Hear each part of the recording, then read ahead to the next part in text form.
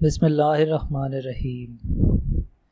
مجھے ایک خط ملا جس میں دل دہلا دینے والی باتیں لکھی تھیں۔ پڑھ کر میری تو روح کانپ اٹھی تھی۔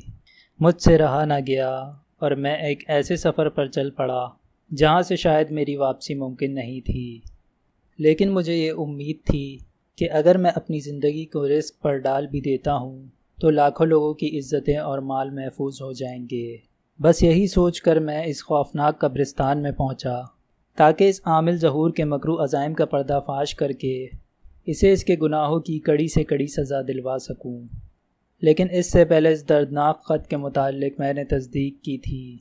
ناظرین، وہ خط حقیقت پر مبنی نکلا تھا، واقعہ قبرستان سے جڑا تھا، اور میں نے اپنے دوستوں کے ساتھ مل کر یہی طے کیا کہ رات اس قدیم خوفناک قبرستان میں گزاریں گے تاکہ ہم صحیح معلومات اکٹھی کرنے میں کامیاب ہو سکیں۔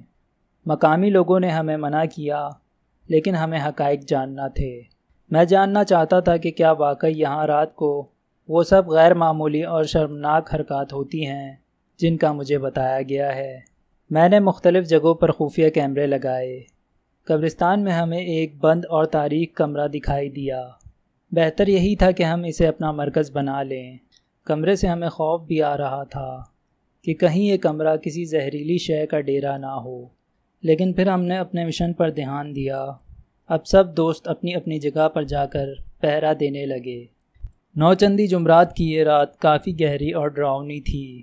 کچھ دیر بعد کمرے کی کھڑکی سے ہمیں محسوس ہوا جیسے اس خوفناک ایریے میں دیا روشن کیا گیا ہو۔ ہم اسے دیکھنے کے لیے کمرے سے نکل پڑے۔ قریب پہنچنے پر ہم نے دیکھا کہ 6 جسم سفید کفن میں لپٹے ہوئے کسی شے کے ارد گرد گھوم رہے ہیں۔ ایسا لگ رہا تھا کہ مردے زندہ ہو گئے ہیں یا پھر وہ کوئی ڈراؤنی مخلوق تھی۔ یہ منظر ہی دل دہلا دینے کے لیے کافی تھا۔ ہمیں اپنی موت سامنے نظر آ رہی تھی۔ کچھ ہی فاصلے میں ایک انسان بیٹھا چلہ کاٹ رہا تھا، اور وہ اکیلا نہیں بلکہ اس کے سامنے ایک بدنما سی عورت گھنے کھلے بال منہ پر ڈالے بیٹھی تھی۔ میں تھوڑا آگے پہنچا تو وہاں کھڑا ہونا دشوار ہو رہا تھا۔ ماحول تعفن زدہ اور بہت زیادہ بدبو آ رہی تھی۔ غور سے دیکھا تو ان دونوں کے درمیان میں خون میں لپٹا الو پڑا ہوا تھا۔ یہ بدبو اسی کی تھی، اور یہ دونوں ایک قبر نما گڑھے میں بیٹھے ہوئے تھے۔ میں اس قبر نما گڑھے میں اتر گیا۔ جیسے ہی اس جادوگر نے مجھے دیکھا تو حواس باختہ ہو کر کھڑا ہو گیا اور شور ڈالنے لگا کہ کیوں میرا چلہ خراب کر دیا، کون ہو تم؟ اس کا اتنا ہی کہنا تھا کہ عورت بھی اٹھ کھڑی ہوئی اور میرا گربان کھینچ کر مجھے گالی دیتے ہوئے کہنے لگی کہ سب تباہ کر دیا، کیا کر دیا تو نے؟ مجھے کچھ سمجھ نہیں آ رہا تھا۔ میرے دوست بھی اب پہنچ چکے تھے۔ میں نے اپنے حواس پر قابو رکھتے ہوئے پوچھا کہ آپ دونوں یہاں کیا کر رہے ہیں؟ عامل ظہور نے کہا کہ چلہ کاٹ رہے ہیں، لیکن تم کیوں آئے؟ میں نے پھر پوچھا کس مقصد کے لیے یہ کر رہے ہو؟ کہنے لگا انسانیت کے لیے کام کر رہا ہوں۔ میں نے الو کی طرف اشارہ کرتے ہوئے کہا اپنے چلے کے لیے تم اس الو کو استعمال کر رہے ہو؟ ناظرین، اس ساری گفتگو کے دوران وہ عورت مجھ پر حملہ کرتی رہی۔ ساتھ ہی وہ آدمی جو پہلے کھڑا تھا میرا سوال سن کر قبر میں گر گیا۔ اللہ جانے ڈرامہ کر رہا تھا یا اس کا چلہ رک جانے کے الٹ اثرات تھے۔ ہم لوگ اس عامل کو گھسیٹتے ہوئے باہر لے آئے۔ ایک دوست کو کہا کہ کسی شاپر میں الو کو ڈال دو، بہت تعفن پھیل رہا ہے۔ ناظرین، اس دوران ہم سب گھبرا گئے۔ جیسے ہی ہمارے دوست نے الو کو شاپر میں ڈالا اور باہر نکلا، وہ بے ہوش ہو کر گر گیا۔ ہم سب کو جان کے لالے پڑ گئے تھے۔ اب ہم اس آدمی اور عورت کو وہیں چھوڑ کر دوست کو اٹھا کر ہسپتال لے گئے۔ اسے ہوش آیا تو واپس اپنے پلان پر فوکس کیا۔ ہمیں بھی انسانیت کے لیے کام کرنے کا درس دیا گیا تھا اور اس غمگین معاملے کو حل کرنا ضروری تھا۔ ہم واپس پہنچے تو وہ سفید کفن میں لپٹے لوگ بھی غائب تھے، اور قبر میں موجود چلہ کاٹتا ہوا شخص بھی وہاں نہ تھا۔ ایک آخری ترکیب جو اس ڈھونگی جادوگر عامل تک پہنچنے کے لیے باقی تھی وہ یہ تھی کہ ہم گورکن کو کچھ پیسے دے کر اس سے اس قبرستان اور یہاں ہونے والے تمام معاملات کے متعلق پوچھ لیں۔ لیکن اس نے ہمیں صرف اس شخص کے متعلق ہی کچھ معلومات دی۔ نہ جانے وہ خوف زدہ تھا یا اسے کسی دھمکی کا سامنا تھا۔ خیر ہم اس کے علاقے میں پہنچ گئے۔ ایک انسان نے رات کے اندھیرے میں لی گئی اس کی ویڈیو کو دیکھ کر اس شخص کی اصل رہائش گاہ میں بتایا۔ ہم وہاں پہنچے۔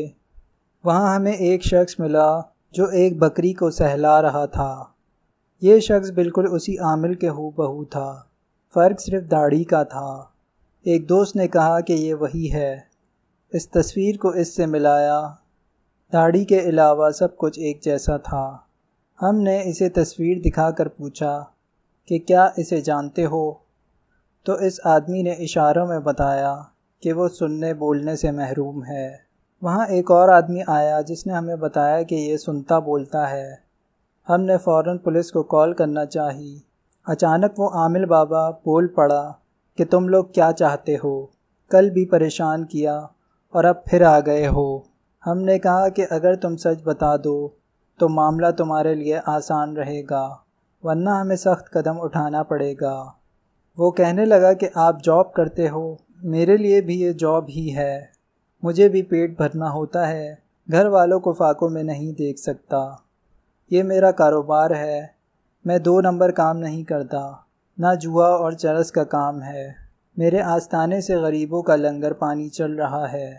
ہم نے پوچھا کہ کل رات والی بات کے متعلق بات کریں۔ پہلے آپ بے ہوش ہوئے، پھر آپ بھاگ بھی گئے۔ 6 لوگ ایک قبر کے گرد طواف کر رہے تھے، وہ کون تھے؟ وہ کہنے لگا کہ وہ ہمارے عمل کا حصہ تھا۔ جب کسی کا کوئی کام رکا ہوا ہو تو وہ اس قبر کے گرد طواف کر کے اللہ کا ذکر کرتے ہیں، اور وہ عورت بھی اپنا کام کروانے آئی تھی اور ہم اس کی مدد کر رہے تھے۔ ہم نے پوچھا کہ دین کی روشنی میں کیا یہ سب جائز تھا؟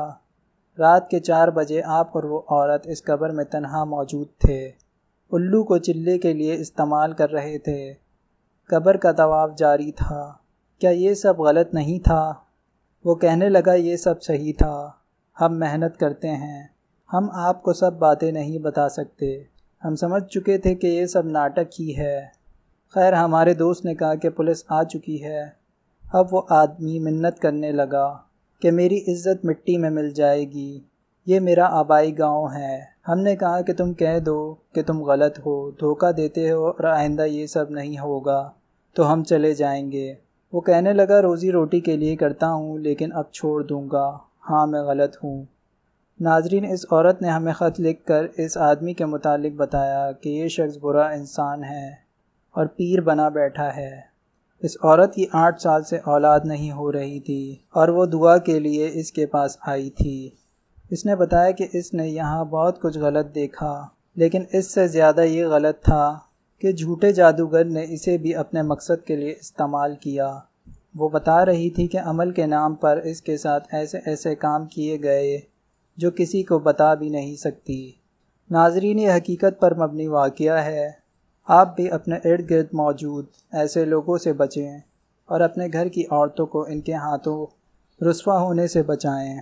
اس معلومات کو زیادہ سے زیادہ شیئر کریں تاکہ لوگوں کی آنکھیں کھل جائیں اور وہ ان جعلی جادوگروں کی ہوس کا نشانہ نہ بنیں۔ شکریہ۔